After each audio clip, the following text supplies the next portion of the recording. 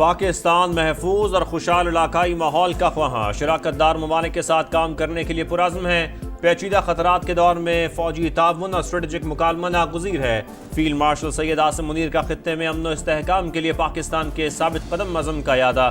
پاکستان کی میزبانی میں regional chiefs of defence staff conference, America, Kazakhstan, Kyrgyzstan, Tajikistan اور ازبکستان کے اعلیٰ عسکری وفود کی شرکت۔ مندوبین کی امن، احترام اور قومی خود مختاری کو برقرار رکھنے کے مشترکہ عزم کی توثیق۔ دہشت گردی، سائبر حملوں اور انتہا پسندی سمیت مشترکہ سلامتی کے خطرات کا مل کر مقابلہ کرنے کا عزم۔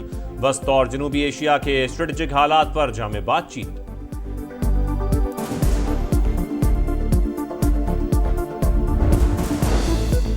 امریکی صدر ڈونلڈ ٹرمپ کا مودی سرکار کو 26واں تماچا، ایک بار پھر پاک بھارت جنگ رکوانے کا کریڈٹ لے لیا۔ تھائی لینڈ اور کمبوڈیا کو وارننگ، بولے جنگ جاری رکھی تو کوئی معاہدہ نہیں ہوگا۔ دونوں ملکوں کے رہنماؤں سے کہا لڑائی فوری روک دیں۔ وزیر اعظم شہباز شریف مری پہنچ گئے۔ قائد نون لیگ میاں نواز شریف اور وزیر اعلیٰ پنجاب مریم نواز پہلے سے چانگلہ گلی میں موجود۔ نواز شریف کی سربراہی میں اہم اجلاس متوقع، سیاسی صورتحال سمیت اہم امور پر مشاورت ہوگی۔ فتنہ ہندوستان کے دہشت گردوں کا انجام، عبرتناک موت، بھارتی سپانسرڈ پراکسیز کو چھپنے کی جگہ بھی نہیں ملے گی، حکومت کا دو ٹوک پیغام۔ ریاستی ریٹ چیلنج کرنے والوں سے آہنی ہاتھوں سے نمٹنے کا عزم۔ وفاقی وزیر داخلہ اور وزیر اعلیٰ بلوچستان کی زیر صدارت اجلاس۔ فتنہ ہندوستان کے خلاف کارروائیوں اور سیکیورٹی اقدامات پر بریفنگ۔ وفاق اور بلوچستان کے درمیان روابط مزید مضبوط بنانے پر اتفاق۔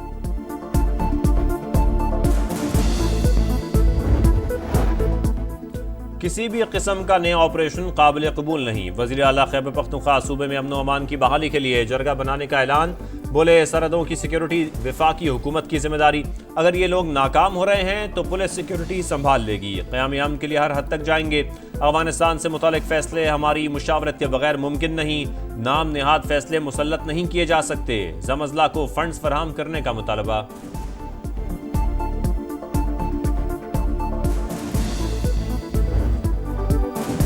رکاوٹیں دور، خدشات ختم، افواہیں دم توڑ گئیں۔ روایتی حریف پاکستان اور بھارت 14 ستمبر کو ٹکرائیں گے۔ ایشیا کپ کا شیڈیول جاری، ایونٹ 9 سے 28 ستمبر تک UAE میں ہوگا۔ افتتاحی میچ میں ہانگ کانگ اور افغانستان کے ٹاکرا۔ پاکستان پہلا میچ 12 ستمبر کو عمان سے کھیلے گا۔ آخری گروپ میچ 17 ستمبر کو UAE سے ہوگا۔ سپر 4 راؤنڈ کا آغاز 20 ستمبر سے۔ ممکنہ طور پر پاکستان اور بھارت سپر 4 میں 21 ستمبر کو ٹکرائیں گے۔ دونوں ٹیمیں فائنل میں پہنچی تو روایتی حریف ایونٹ میں تیسری بار آمنے سامنے ہوں گے۔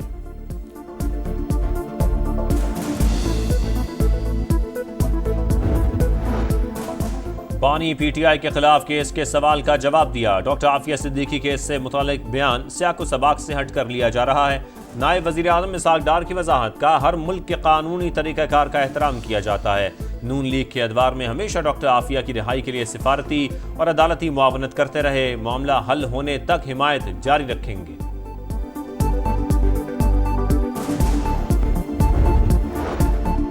وزیر اعظم شہباز شریف اور امیر جماعت اسلامی حافظ نعیم الرحمان کا ٹیلی فونک رابطہ۔ غزہ میں نہتے فلسطینیوں پر اسرائیلی مظالم پر اظہار تشویش۔ وزیر اعظم کی فلسطینیوں کے لیے امداد ترسیل کی بندش کی مذمت، کہا اسرائیلی بندش کے باعث غزہ میں شدید غذائی قلت ہے، پاکستان ہر فورم پر معاملہ اٹھائے گا، سفارتی کوششیں جاری رکھنے کا عزم۔ غزہ میں بھوک بنی موت کا روپ، غذائی قلت سے مزید 5 فلسطینی شہید، 7 دن کا بچہ بھی شامل۔ امداد کے منتظر افراد پر فائرنگ میں مزید 10 فلسطینی جان سے گئے۔ اسرائیل کا المواسی کیمپ پر حملہ، 8 فلسطینی شہید، صبح سے اب تک 73 فلسطینی شہید ہو چکے۔ فریڈم فلاٹیلا کا بحری جہاز امداد لے کر غزہ کی طرف رواں دواں، حملے نے اسرائیل کے حملے کا امکان ظاہر کر دیا۔ غزہ پر مسلط کی گئی غذائی قلت خوفناک ہے، شدید زخمی بچوں کو علاج کے لیے برطانیہ لائیں گے۔ وزیر اعظم کیئر سٹارمر کا بیان، فلسطین کو علیحدہ ریاست تسلیم کیا جائے۔ 125 برطانوی اراکین پارلیمنٹ نے وزیر اعظم کو خط لکھ دیا۔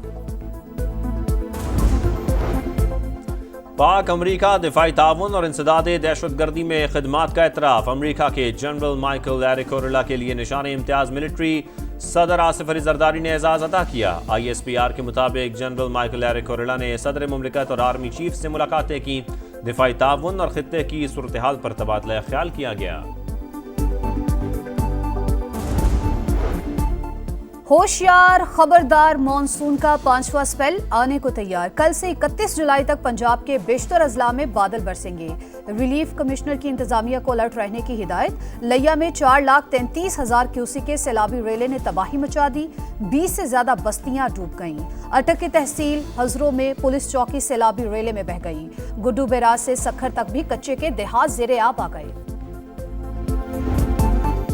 بابو سر میں کلاؤڈ برسٹ اور لینڈ سلائیڈنگ سے تباہی، چھٹے روز بھی لاپتہ سیاحوں کا سراغ نہ مل سکا۔ پاک فوج کا گراؤنڈ سرویلنس ریڈار سسٹم کے ذریعے آپریشن جاری، لاپتہ سیاحوں کے اہل خانہ پیاروں کی تلاش میں چلاس پہنچ گئے۔ امدادی سرگرمیاں تیز کرنے کا مطالبہ، وزیر اعلیٰ گلگت بلتستان کا انفراسٹرکچر کی بحالی کے لیے وفاق سے فوری طور پر 7 ارب روپے فراہم کرنے کا مطالبہ۔ حکومتی ترجمان کے مطابق فیری میڈوز میں پھنسے سیاحوں کو ریسکیو کر لیا گیا۔ 8 مقامات سے سڑک بحال، جلد شاہراہ بابو سر بھی کلیئر ہو جائے گی۔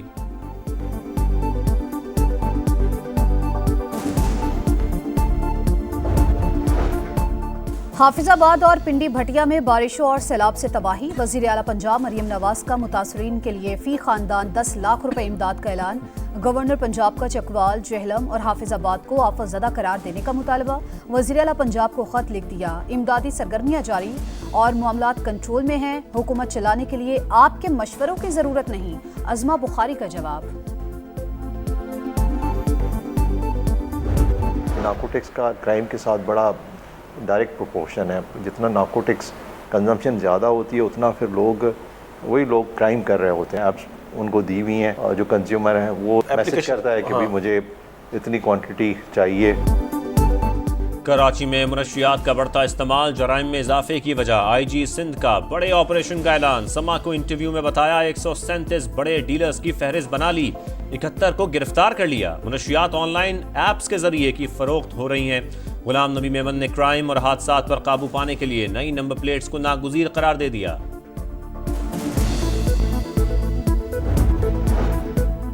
کراچی کی سڑکوں پر ٹریفک حادثات نہ رکے، مزید 2 افراد جان سے گئے۔ ماڑی پور روڈ پر ٹینکر موٹر سائیکل سوار شہری پر چڑھ دوڑا۔ Northern by pass per dumper نے 13 سال کے لڑکے کو کچل دیا۔ رواں سال ہیوی ٹریفک کے حادثات میں جاں بحق افراد کی تعداد 157 ہو گئی۔